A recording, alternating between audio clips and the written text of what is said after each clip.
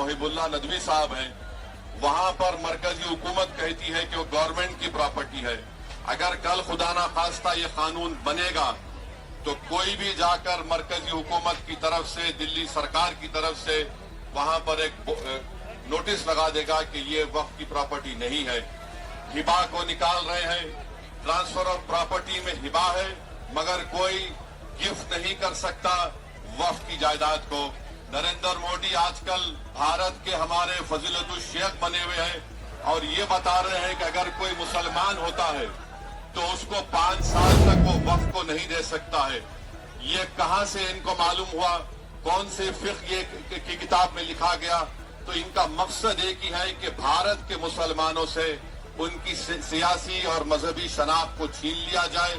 मैं आपको बता रहा हूं कि इस बिल का मकसद मुसलमानों से मस्जिदों को छीनना, दरगाहों को छीनना, कब्रिस्तानों को छीनना, इवैक्यू प्रॉपर्टीज को छीन लेना, ये मकसद नरेंद्र मोदी की हुकूमत का है।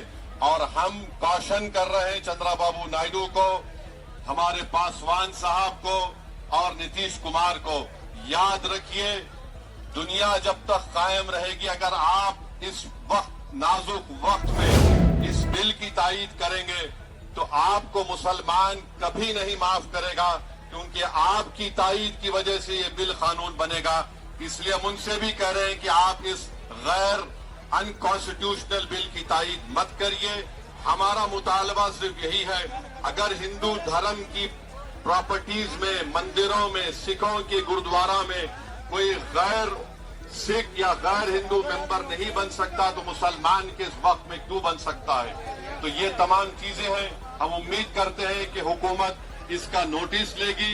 अगर नरेंद्र मोदी इस मुल्क के अमन को खराब करना चाहते हैं, वो मस्जिदों और मंदिरों के झगड़ों में इजाफा करना चाहते हैं, तो ये उनकी हुकूमत की जिम्मेदारी होगी।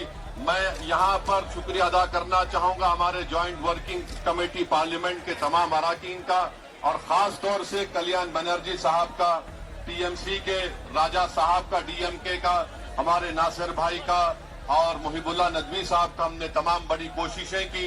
हमने